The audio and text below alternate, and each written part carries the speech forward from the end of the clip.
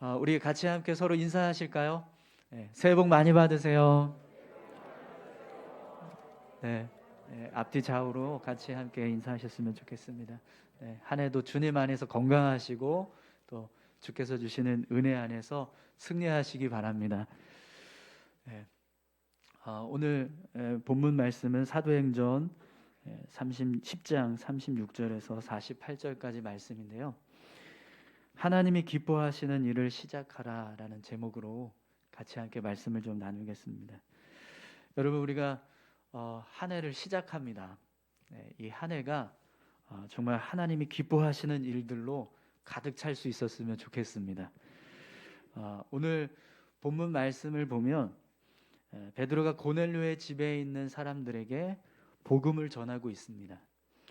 그런데 이제까지 베드로는요, 많은 사람들에게 복음을 전하고 말씀을 전했지만 오늘 이렇게 유대인이 아닌 이방인들에게 복음을 전하는 일은 처음 하는 일입니다. 베드로가 태어나서 생전 처음으로 이방인에게 복음을 전하는 일을 하고 있는 거죠. 그렇기 때문에 지금 이 베드로의 모습은요, 굉장히 특별한 순간을 맞이하고 있는 겁니다. 여러분, 우리가 태어나서 정말 단 한 번도 해본 적이 없었는데 그걸 처음 했을 때 그때 기억들이 있으신가요? 아마 그런 일들을 했던 순간을 기억하시면 굉장히 특별했을 겁니다. 특별히 그것이 우리에게 유익이 되거나 어떤 좋은 일이 되었을 때는 더 특별하게 여겨졌을 거예요. 오늘 베드로도요, 이제까지 내가 절대로 할 수 없는 일이다, 나는 절대로 해서는 안 된다, 이러면서 살아왔던 삶의 모습을 깨고요, 그가 지금 이방인에게 복음을 전하는 일을 하고 있습니다. 그렇기 때문에 그 어느 때보다 베드로에게는 지금 이 순간이 특별하게 여겨졌을 겁니다. 그런데 여러분, 베드로에게만 이 순간이 특별하게 여겨진 것이 아니에요. 이 모습은요, 하나님께서도 아주 특별하게 생각하시는 모습입니다. 왜 그러냐면 오늘 이 이방인을 위해서 복음이 전파되게 하는 이 사건을 이루시기 위해서 하나님은요, 오랜 시간 동안 기도하고 준비하고 또 계획하시고 그 일을 이루시기 위해서 많은 일들을 행하셨습니다. 그렇기 때문에 하나님의 입장에서도요, 지금 이 순간은 아주 특별한 순간인 거예요. 뿐만 아니라 하나님은요, 이 순간을 굉장히 기뻐하시면서 바라보고 계셨을 겁니다. 여러분, 아까도 말씀을 드렸지만 한 해가 시작되었습니다. 우리 올 한 해 동안 정말 우리가 삶을 살아갈 때요, 하나님이 기뻐하시는 일들을 많이 이루어 갈 수 있었으면 좋겠습니다. 특별히 우리가 올 한 해 삶을 살아갈 때 우리가 어떤 일을 시작하는데 이제까지 내가 단 한 번도 해보지 않았던 일을 하는데요, 그 일을 할 때 그것이 하나님 때문에 시작이 되고 하나님 때문에 그 일을 하게 되는 그런 일들이 많이 있었으면 좋겠습니다. 내가 살아오면서 정말 단 한 번도 이런 일을 해본 적이 없었는데 하나님 때문에 이 일을 하게 되는구나. 내가 하나님이 기뻐하시기 때문에 이런 일을 하겠습니다. 이렇게 올 한 해 우리가 삶을 살아간다면 분명히 하나님께서 우리의 삶을요, 기뻐하실 거라고 믿습니다. 올 한 해 여러분, 우리의 삶이 그렇게 하나님 때문에 새롭게 시작되는 일들이 많이 생겨날 수 있기를 축원합니다. 개인적인 일뿐만 아니라 교회적으로도 우리가 그동안 정말 한 번도 하지 않았던 일인데 하나님 때문에 시작되고 또 하나님 때문에 이루게 되는 그런 귀한 일들이 많이 일어났으면 좋겠습니다. 그래서 여러분, 오늘 본문 말씀을 보면 베드로가 하나님의 뜻대로 이방인 고넬료와 그 집에 있던 모든 사람들에게 복음을 전하니까요, 하나님이 이 모습을 굉장히 기뻐하셨습니다. 하나님께서 그 모습을 기뻐하셨다라는 것을 우리가 말씀을 통해서 알게 돼요. 오늘 하나님이 이 모습을 보실 때 얼마나 기뻐하셨는가, 그 모습을 좀 말씀을 통해서 같이 함께 살펴보도록 하겠습니다. 우선 여러분, 베드로가 고넬료에게 전했던 말씀의 내용이 무엇인지 한번 보시죠. 우리 36절에서 38절까지 함께 말씀을 보겠습니다. 만유의 주 대신 예수 그리스도로 말미암아 화평의 복음을 전하사 이스라엘 자손들에게 보내신 말씀, 곧 요한이 그 세례를 반포한 후에 갈릴리에서 시작하여 온 유대에 두루 전파된 그것을 너희도 알거니와, 하나님이 나사렛 예수에게 성령과 능력을 기름 붓듯 하셨음에 그가 두루 다니시며 선한 일을 행하시고 마귀에게 눌린 모든 사람을 고치셨으니 이는 하나님이 함께 하셨습니다. 아멘. 예수님께서 이 땅에 오셨던 일들, 이 땅에 오셔서 행하신 일들을 지금 베드로가 설명하고 있습니다. 그런데 여러분, 우리가 베드로의 이 말씀에서 주목해야 할 단어가 하나 있습니다. 그것은요, 만유의 주라고 하는 단어입니다. 이 만유의 주라는 건요, 모든 사람의 주가 되신다, 이런 뜻입니다. 여러분, 이 만유의 주라고 하는 표현은요, 사실 베드로가 단 한 번도 사용해 본 적이 없는 단어예요. 이제까지 베드로는요, 예수님을 전할 때 만유의 주라고 하는 표현을 써본 적이 없습니다. 그런데 오늘 본문에서 베드로가 예수님을 전하면서 예수님이 만유의 주가 되신다라고 그렇게 표현하고 있습니다. 그럼 왜 베드로가 예수님을 표현할 때 만유의 주라고 하는 표현을 썼을까요? 그 이유는요, 베드로가 이제까지 예수님은 유대인들만을 위해서 오신 분이라고 생각을 했었어요. 그런데 앞에서 하나님께서 보여주셨던 환상들을 통해서 이제 예수님께서 이 땅에 오신 목적이 유대인만을 구원하시기 위한 것이 아니라 모든 민족과 모든 나라를 구원하시기 위해서 이 땅에 오셨다라는 사실을 깨달았습니다. 그러니까 이제부터 예수님을 표현할 때는요, 만유의 주가 되시는 거예요. 그냥 단지 예수님이 우리를 구원하시기, 나를 위한, 우리 유대인들을 구원하시기 위하신 분이다, 이게 아니라 만유의 주로서 모든 사람을 구원하시기 위해서 오신 분이다라고 그가 믿게 되었다라는 겁니다. 그래서 복음을 전할 때요, 그냥 예수님이 아닌 거예요. 만유의 주가 되시는 겁니다. 그래서 오늘 고넬료가 있던 이방인들에게 복음이 전해지는 그런 역사가 지금 일어나고 있는 거죠. 또 여러분, 베드로가 전하고 있는 이 복음의 내용을 한번 보십시오. 39절에서 43절 말씀 보겠습니다. 우리는 유대인의 땅과 예루살렘에서 그가 행하신 모든 일의 증인이라. 그들이 나무에 달아 죽였으나 하나님이 사흘 만에 다시 살리사 나타내시되 모든 백성에게 하신 것이 아니요 오직 미리 택하신 증인 곧 죽은 자 가운데서 부활하신 후 그를 모시고 음식을 먹은 우리에게 하신 것이라. 우리에게 명하사 백성에게 전도하되 하나님이 살아있는 자와 죽은 자의 재판장으로 정하신 자가 곧 이 사람인 것을 증언하게 하셨고 그에 대하여 모든 선지자도 증언하되 그를 믿는 사람들이 다 그의 이름을 힘입어 죄 사함을 받는다 하였느니라. 아멘. 베드로는요, 고넬료와 그곳에 있던 모든 사람들에게 예수님께서 어떤 분이신가를 차근차근히 설명해 주고 있습니다.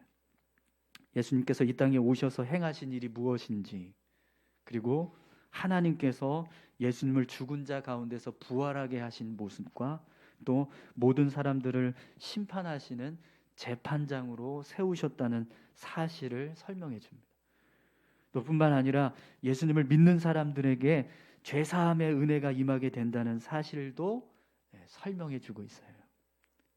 이렇게 예수님에 관해서 하나씩 그들에게 말씀을 전하고 있습니다. 그런데 여러분, 베드로가 예수님을 전할 때 그 모습을 한번 보십시오. 베드로가 어떤 모습으로 지금 고넬료와 그곳에 있는 사람들에게 복음을 전하고 있습니까? 베드로는요, 지금 예수님이 나의 구주가 되신다라고 하는 사실을요, 확신하면서 복음을 전하고 있습니다. 베드로에게는요 분명한 확신이 있었습니다. 그분이 이 땅에 오신 메시아, 우리를 구원하시는 구주가 되신다라고 하는 확신을 가지고 그들에게 복음을 전하고 있어요. 그래서 베드로의 말씀에 보면, 베드로가 전하는 말씀의 내용을 보면 어떤 말씀을 계속해서 반복합니까? 우리가 증인이다. 하나님께서 우리에게 이 일에 대해서 증언하게 하셨다. 내가 증인으로서 이 사실을 너희에게 증거하고 있다. 이렇게 말씀합니다. 베드로는 예수님의 증인으로서 지금 복음을 전하고 있는 거예요. 여러분, 저는 하나님께서 베드로가 고넬료와 그곳에 있던 사람들에게 복음을 전할 때 그 모습을 기뻐하신 이유가 그냥 단지 복음이 전해져서가 아니라 예수님을 믿는 믿음의 확신을 가지고 복음이 전해졌기 때문이라고 믿습니다. 예수 그리스도를 믿고 그분을 내 삶의 주인으로 인정한 믿음의 고백이 없이 여러분 복음이 증거되었다고 한번 생각해 보십시오. 베드로가 확신이 없습니다. 그가 경험했고 들은 이야기를 그냥 전하는데 확신은 없었어요. 그분이 구주가 되시는지 내 삶의 주인이 되시는지 전혀 확신이 없었습니다. 그런데 고넬료와 그곳에 있는 사람들에게 복음을 전한다고 생각해 보세요. 그럼 과연 그것을 하나님이 기뻐하실까요? 아닐 겁니다. 베드로가 확신에 차서 그분은 우리 인생 가운데 구주이십니다. 예수님 이 땅에 오셨을 때 우리를 구원하시기 위해서 오신 하나님의 아들이십니다라고 하는 확실한 믿음을 가지고 복음을 전하니까요. 그 모습을 하나님께서 기뻐하셨다라는 거죠. 여러분, 저는 우리가 삶을 살아갈 때요, 어떤 복음을 전하는 일이든지 아니면 교회를 위해서 어떤 헌신을 한다든지 개인적인 어떤 삶을 살아가든지 우리가 어떤 일을 하든지요, 예수 그리스도를 구주로 믿고 예수님께서 우리의 구원자 되신다는 사실을 내가 확신하면서 삶을 살아간다면 분명 하나님께서요 그 모습을 기뻐하실 거라고 믿습니다. 우리가 누군가에게 복음을 전해야지만 하나님께서 우리의 모습을 보시고 기뻐하시는 게 아니라 교회를 위해서 뭔가 특별한 헌신을 해야지만 그 모습을 보시고 하나님이 우리의 삶을 기뻐하시는 게 아니고요, 내가 예수 그리스도를 믿고 내 삶의 주인 되신다는 사실을 확신하면서 삶을 살아갈 때 그 삶이 어떤 모습이든 하나님은요 우리의 삶을 기뻐하실 거라고 저는 믿습니다. 우리의 삶을 통해서 예수님께서 나의 구주 되심을 드러내고 증거하면서 내가 삶을 살아간다면, 내가 복음을 전하고 있지 않다 할지라도 누군가 지인을 만나서 어떤 활동을 하고 있는 상황이라 할지라도 그 속에 하나님의 기뻐하시는 일들이 이루어지게 된다는 거예요.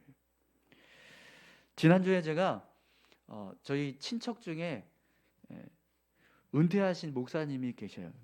그래서 그분을 잠깐 만나러 갔다 온 적이 있었는데, 은퇴하시면서 책을 정리하신다고 필요한 책이 있으면 좀 가져가라고 그렇게 말씀을 하셔서 정말 오랜만에 인사도 드릴 겸 이제 책을 받기 위해서 그 목사님을 만나러 갔었습니다. 그래서 이제 만나서 서로 근황을 이야기하는데 목사님이 그런 이야기를 하시더라고요. 제가 교단에서 은퇴하고 나니까 뭘 해야 될지 이렇게 고민을 하다가 그냥 지역 사회를 위해서 좀 돕는 일들을 하면 좋겠다라는 생각이 들어서 이제 여러 가지 이제 활동을 하기 시작했다는 거예요. 그런데 오히려 그 일을 하면서 내가 목회 사역을 할 때보다 더 많이 전도할 수 있는 기회가 주어지게 되더라고 이야기를 하더랍니다. 그분이 충북 영동 매곡면에 사시거든요. 그 교회가 이제 집하고 같이 교회가 같이 있었는데 이제 개척을 하셨어요 거기서. 그래서 이제 원래는 수원에 계셨었는데 수원에서부터 성도들이 매주 이렇게 예배를 드리려고 그 매곡면, 영동 매곡면까지 막 와서 예배를 드렸던 그런 교회거든요. 거기서 이제 은퇴를 하시니까 교회 건물도 있고 또 여러 가지 이제 교회 어떤 사역을 했던 흔적들이 다 있더라고요. 그래서 거기서 이제 책을 받아서 가는데 그분이 우리 목사님이요 구연 동화를 이렇게 교육을 받아서 자격증을 땄다는 거예요. 그래서 학교 가서 뭐 어린이집 가서 아이들한테 구연 동화를 막 해준다는 거예요. 그래서 막 구연 동화 하면서 애들하고 놀아주고 재밌는 게임도 개발해서 막 이제 놀아주기도 하고 또 뭐 때로는 이제 어느 이제 영동군에 있는 어떤 이제 회사에 가서 그 회사 직원들한테 붕어빵을 구워서 막 하나씩 나눠주고 뭐 그런 일들을 하신다는 겁니다. 또 가족 중에 바리스타 자격증이 있으신 분이 계셔서 그분을 통해서 이제 바리스타 교육을 하는 수업을 개설을 했대요. 그래서 교회가 있는데 그 건물이 이제 고스란히 남아 있으니까 그 공간을 이렇게 오픈을 해서 그 지역 사회에 이제 농촌에 계시는 어르신들이 이제 일 다 끝나고 나면 저녁 때 할 일이 없잖아요. 그러니까 와서 커피 내리는 교육을 받는 거예요. 그래서 커피도 마시고 서로 이야기도 하고 그러면서 이제 그런 수업들을 진행하는 일을 하셨답니다. 그런데 이런 일을 하다 보니까요, 오히려 자연스럽게 복음을 전할 수 있는 기회가 더 많아지더라는 거예요. 하나님의 사랑을 실천할 수 있는 기회도 더 많아지고요. 목회를 하실 때보다 더 많이 복음 전할 수 있는 기회도 생기고 더 많이 하나님의 사랑을 실천할 수 있는 기회도 많이 주어지게 되더라는 거죠. 그래서 제가 그 목사님의 이야기를 듣는데 그런 마음이 들었습니다. 하나님께서 이 목사님의 이 모습을 굉장히 기뻐하시겠다 그런 생각이 들었어요. 목회하실 때 강단에 서서 말씀을 전하고 어떤 목회 활동을 하는 것만 기뻐하시는 게 아니라 그렇게 은퇴하고 나서 구연 동화를 하기 위해서 학교에 가서 아이들한테 구연 동화해주고 아이들하고 놀아주는 그 모습도 하나님이 기뻐하시는 모습이 되겠구나. 붕어빵을 하나씩 나눠주는 그런 모습도 하나님이 기뻐하시겠구나. 그런 마음이 들었습니다. 여러분, 오늘 저와 여러분들도 똑같습니다. 우리가 삶을 살아갈 때요, 단지 그냥 복음 전도지 들고 나가서 복음 전하는 것만 하나님이 우리의 삶을 기뻐하시는 게 아니라 내가 속한 어떤 직장이나 어떤 사회의 구성 속에서 그 속에서 내가 예수 그리스도를 믿는 자로서 믿음의 삶을 살아가는 겁니다. 열심히 다른 직원들에게 또 동료들에게 그리스도의 사랑을 실천하는 거예요. 그렇게 삶을 살아가면 그 모습을 하나님이 기뻐하신다는 거죠. 우리가 어떤 일을 하든지 예수 그리스도를 믿는 믿음으로 믿음의 사람으로서 삶을 열심히 살아간다면 분명 하나님은요 우리의 삶을 기뻐하실 거라고 믿습니다. 그래서 여러분 오늘 본문의 말씀도 보면 그렇게 베드로가 믿음의 확신을 가지고 복음을 전하니까 하나님이 그 모습 가운데 역사하세요. 어떤 역사를 이루시는지 한번 보십시오. 44절에서 46절까지 말씀 보겠습니다. 베드로가 이 말을 할 때에 성령이 말씀 듣는 모든 사람에게 내려오시니 베드로와 함께 온 할례 받은 신자들이 이방인들에게도 성령 부어 주심으로 말미암아 놀라니 이는 방언을 말하며 하나님 높임을 들음이로라. 아멘. 베드로가 예수님에 대해서 확신을 가지고 복음을 전하니까요 그곳에 성령께서 임하셨습니다. 성령의 역사가 나타났어요. 그런데 그 모습을 지켜보고 있던 이 베드로와 같이 함께 왔던 유대인 성도들이 깜짝 놀랍니다. 왜 놀라냐면 지금 역사하고 있는 성령의 역사가 오순절 성령 강림 사건 때 나타났던 모습과 똑같은 모습이거든요. 고넬료의 집에 있는 모든 이방인들이 성령께서 임하시니까 방언을 하고 있고 하나님의 높은 어떤 뜻을 막 증거하기 시작합니다. 그런데 여러분 오순절 성령 강림 사건 때도요 이 모습을 그대로 기록하고 있어요. 사도행전 2장에 보면 2장 4절에 이런 기록이 있습니다. 그들이 다 성령의 충만함을 받고 성령이 말하게 하심을 따라 다른 언어들로 말하기를 시작하니라. 2장 11절에도 보면 우리가 다 우리의 각 언어로 하나님의 큰 일을 말함을 듣는도다. 마가의 다락방에 모여있던 120명의 성도들에게도 성령이 임하니까 방언이 임하고 또 하나님을 향한 놀라운 일들을 막 선포하는 그런 모습들이 나타났거든요. 그런데 여러분 오늘 본문 46절을 보세요. 이는 방언을 말하며 하나님 높임을 들음이로라 라고 말씀합니다. 네, 아멘. 고넬료와 그 집에 모여있던 모든 이방인들이 오순절 성령 강림 사건 때 나타났던 그 성령의 역사를 똑같이 경험하고 있어요. 하나님께서 기뻐하시는 일을 이루니까요, 유대인이나 이방인이나 똑같이 하나님의 은혜를 경험하는 역사가 일어나는 겁니다. 그런데 이 모습을 보고 베드로와 그곳에 모여있던, 베드로와 함께 갔던 유대인 성도들은 놀랍게 여겼습니다. 왜냐하면 사실 베드로의 마음에, 또 그 성도들의 마음에는요, 그곳에 모여있는 고넬료나 이방인들이 복음을 듣더라도 이들 중에서 몇 명 정도가 예수님을 믿을까, 그런 마음이 있었던 겁니다. 베드로의 설교를 듣고 정말 이 중에서 몇 명이라도, 몇 사람만이라도 복음을 인정하고 예수님을 영접하면 그것만으로도 놀라운 일이겠다, 이렇게 생각하고 말씀을 전했는데, 그게 아니라 그곳에 있는 사람들이 예수 그리스도를 인정하고 받아들일 뿐만 아니라 모든 사람들이 성령의 역사를 경험하는 놀라운 일이 일어난 거예요. 그러니까 그 모습을 보고 놀랄 수밖에 없었던 겁니다. 이방인들에게도 이런 성령의 역사가 나타나는구나, 하나님이 기뻐하시니까 이런 일들이 일어나는구나, 그걸 보게 되는 거죠. 사랑하는 성도 여러분, 하나님께서 기뻐하시는 일을 이루시면 하나님 축복하실 줄 믿습니다. 우리가 하나님이 기뻐하시는 일을 이루어가면 하나님은 그 속에 역사하시는 거예요. 사실 베드로의 설교 내용을 보면 정말 간단했습니다. 예수님 어떤 분이신지 정말 아주 간단 명료하게 아주 그냥 핵심만 전달했어요. 예화를 쓴 것도 아니고 그곳에 있는 사람들에게 어떤 감동을 줄 수 있는 그런 기교를 부리면서 말씀 전하지 않았습니다. 단지 그냥 예수님을 믿는 믿음 가지고, 확신을 가지고 복음을 선포했을 뿐이에요. 그런데 그 속에서 하나님의 역사가 나타나고 성령이 임하는 일들이 일어났습니다. 오늘 하나님께서 우리가 하나님을 믿는 믿음을 가지고 예수 그리스도를 주인 삼고 확신을 가지고 삶을 살아갈 때, 하나님이 기뻐하시는 일들을 이루어 가려고 힘쓸 때 분명 우리의 삶을 하나님께서 기뻐하실 거라고 믿습니다. 그래서 여러분, 이 모습을 보고 베드로가 한 가지를 더 깨달아요. 이 일이 하나님이 기뻐하시는 일이구나, 하나님께서 원하셨던 일이구나, 그걸 깨닫습니다. 그러니까 어떤 일을 행합니까? 여러분 47절 48절 말씀 보겠습니다. 이에 베드로가 이르되 이 사람들이 우리와 같이 성령을 받았으니 누가 능히 물로 세례 베풀음을 금하리요 하고 명하여 예수 그리스도의 이름으로 세례를 베풀라 하니라.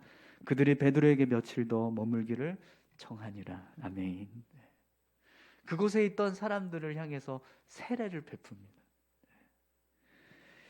이방인들에게 성령이 임하니까 그 모습을 보고요, 우리가 이들에게 물로 세례를 베풀 이유가 베풀지 않아야 될 이유가 없다, 그러면서 예수 그리스도의 이름으로 그들에게 물 세례를 베풀었어요. 근데 여러분, 초대교회에서 물 세례는요, 하나님의 백성이라는 것을 인정받는 것뿐만 아니라 그들이 교회의 구성원이 되었다라는 것을 확신시켜주는 행위입니다. 지금 베드로는요, 이 이방인들, 고넬료 집에 있었던 고넬료뿐만 아니라 모든 이방인들이 이제 초대교회의 구성원이 되었다라는 걸 인정하고 있는 거예요. 그런데 여러분, 이제 다음 주부터 우리가 11장을 살펴보겠지만 11장에 어떤 일이 일어납니까? 예루살렘 교회 성도들이요, 베드로가 고넬료하고 그곳에 있던 이방인들에게 세례 준 것 때문에 막 비난해요. 왜 이방인들에게 그런 일을 했냐는 거예요.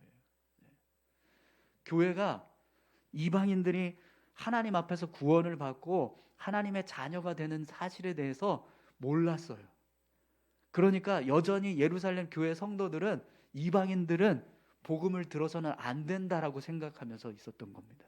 그러니까 막 베드로를 비난하고 욕합니다. 그러나 베드로는요, 더 이상 교회가 하나님의 선하신 뜻을 헤아리지 못하고 이방인들을 배척하고 있는 이 모습을요, 따라갈 수가 없었던 거예요. 왜요? 하나님이 허락하셨기 때문이에요. 하나님께서 이방인들도 구원하시겠다라고 하는 뜻을 알려주신 거예요. 그걸 너무나 분명하게 알고 나니까요, 더 이상 교회가 정한 방식대로 가지 않고 하나님의 뜻대로 이방인들에게 세례를 베푸는 일을 했다라는 거죠. 사랑하는 성도 여러분, 오늘 저와 여러분들이 그렇게 하나님이 기뻐하시는 일을 이루어 갈 수 있기를 소망합니다. 아무리 우리가 이거는 안 됩니다, 이건 할 수 없습니다, 이렇게 정한 것이 있다 할지라도요, 그게 하나님이 원하시는 일이라면 그 일을 할 수 있어야 합니다. 우리 안에 어떤 고정관념이나 옛습관이나 생활 방식이나 어떤 관습들 때문에 우리가 계속해서 하나님이 기뻐하시는 일인데도 불구하고 계속 그걸 하지 못하고 그냥 우리가 원하는 일만 계속 한다면 분명히 그 모습은요, 하나님이 기뻐하시는 모습이 될 수 없을 거예요. 여러분, 죽은 교회를 부검하다라는 책이 있습니다. 많은 교회들이 문을 닫아서 톰 레이너라고 하는 사람이 그 문 닫은 교회들을 분석을 해봤대요. 여러 교회를 분석하면서 공통점을 몇 가지 발견했는데, 그 중에 하나가 뭐냐면 어떤 변화도 한사코 거부했다라는 겁니다. 교회가 망했는데 망한 이유 중에 하나가 뭐냐면 변화를 거부했다는 거예요. 교회가 내부적으로 외부적으로 어떤 과거의 모습들을 좀 깨고 새로운 시도를 하려고 하면 그걸 늘 막았다라는 거예요. 안 된다라고. 과거에 우리가 해왔던 그 전성기 그때의 모습을 기억해서 그때가 좋았는데 왜 이런 일을 하려고 하냐 이러면서 계속 변화를 거부했다라는 겁니다. 근데 그게요, 교회를 망하게 하는 길이라는 겁니다. 여러분, 성경에 나오는 믿음의 사람들을 보면은요, 모든 사람들이 다 과거가 아니라 미래를 향해서 나아갑니다. 새로워지기 위해서 힘써요. 히브리서 11장에 보면 믿음의 영웅들에 대해서 말씀하는데요, 그들의 모습을 보면 다 기존의 삶의 방식에 머물러서 살려고 애쓰는 게 아니라 하나님의 선하신 뜻을 따라서 새로운 삶을 계속해서 끊임없이 도전해 갑니다. 히브리서 11장 7절에서 11절 말씀입니다. 믿음으로 노아는 아직 보이지 않는 일에 경고하심을 받아 경외함으로 방주를 준비하여 그 집을 구원하였으니 이로 말미암아 세상을 정죄하고 믿음을 따르는 의의 상속자가 되었느니라.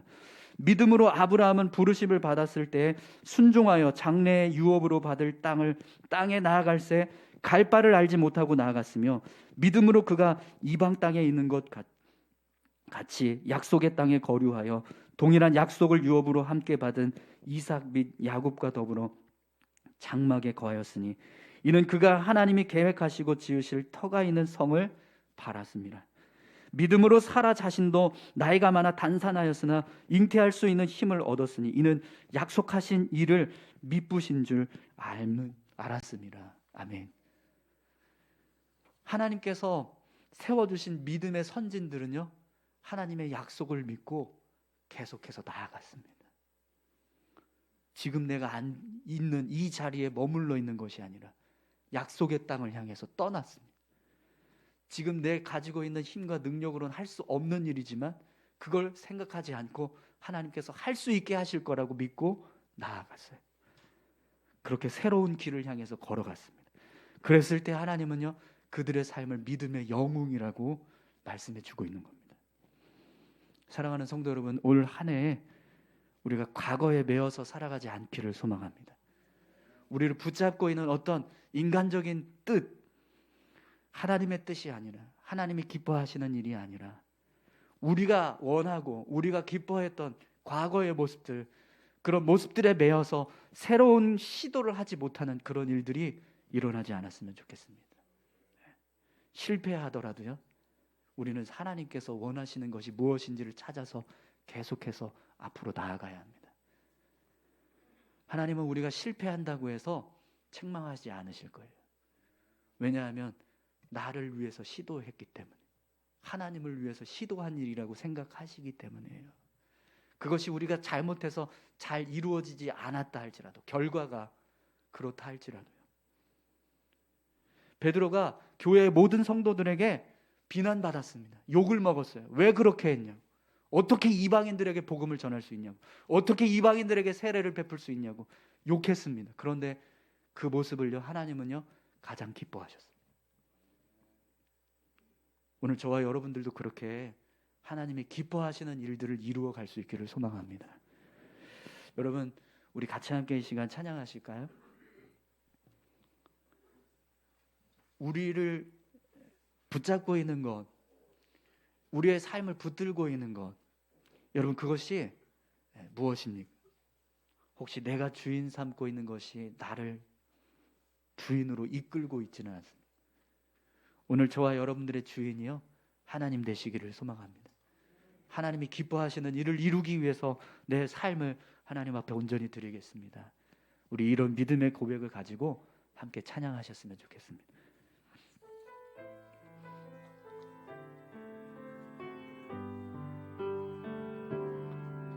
내가 주인 삼은 모든 것 내려놓고 내 주 대신 주 앞에 나가 내가 사랑했던 모든 것 내려놓고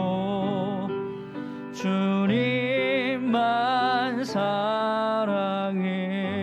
내가 주인 삼은 모든 것, 내가 주인 삼은 모든 것 내려놓고 내 주 대신 주 앞에 나가 내가 사랑했던 모든 것 내려놓고 주님만 사랑해. 주 사랑, 주 사랑 거친 풍랑에도 깊은 바다처럼 나를 잠잠케 해. 주 사랑 내 영혼의 반석 그 사랑 위에 서리.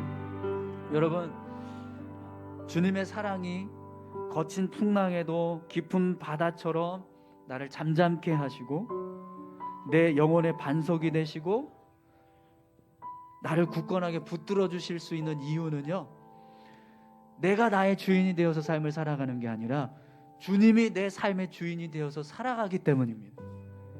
우리가 올 한 해 주님께서 나의 삶의 주인 되셔서 삶을 살아간다면 분명 우리의 삶 가운데도요 거친 풍랑도 마치 깊은 바다처럼 잠잠케 하시는 은혜를 더해 주실 줄 믿습니다.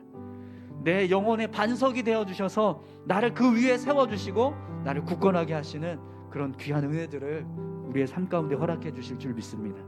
우리 다시 한번 고백할까요? 주 사랑 거친 풍랑에도 깊은 바다처럼 나를 잠잠케 해. 주 사랑 내 영혼의 반석 그 위에 서리를. 우리 함께 고백하겠습니다. 주 사랑 거친 풍랑에도 주 사랑 거친 풍랑에도 깊은 바다처럼 나를 잠잠케 해. 주 사랑 내 영혼의 반석 그 사랑 위에 서리. 우리 다 같이 함께 기도하겠습니다. 하나님이 주인 되시는 삶을 살게 도와주시옵소서. 올 한 해 하나님이 기뻐하시는 일을 이루어가는 삶이 되게 도와주시옵소서. 그래서 하나님께서 주시는 은혜 안에서 삶을 살아가는 우리 모두가 되게 해달라고 우리 다 같이 함께 기도하시겠습니다. 아버지 하나님 감사합니다. 주님, 내 삶의 주인 되어주시기를 원합니다. 내가 주인 삼은 것 다 내려놓게 하시고 오직 주님을 나의 삶의 주인으로 모시며 살아가게 도와주시옵소서. 내가 기뻐하는 일을 이루어가기보다 하나님이 기뻐하시는 일을 이루어갈 수 있도록 주님 우리를 인도하여 주시옵소서. 우리가 주님을 위해서 삶을 살아갈 때, 주님이 기뻐하시는 일들을 이루어갈 때 주께서 우리에게 은혜 부어주시고 우리를 주님 풍랑 중에서도 마치 깊은 바다와 같이 잠잠하게 하시는 은혜를 더하실 줄 믿습니다. 하나님, 폭풍 가운데서 몰아치는 그 아버지 혼란 속에 우리를 반석 위에 세우신 것처럼 든든하게 하시는 은혜를 더하여 주실 줄 믿습니다. 주님, 우리의 삶에, 올 한 해 우리의 삶 가운데 이런 은혜가 임하게 도와주시옵소서. 하나님 인도하심을 감사합니다.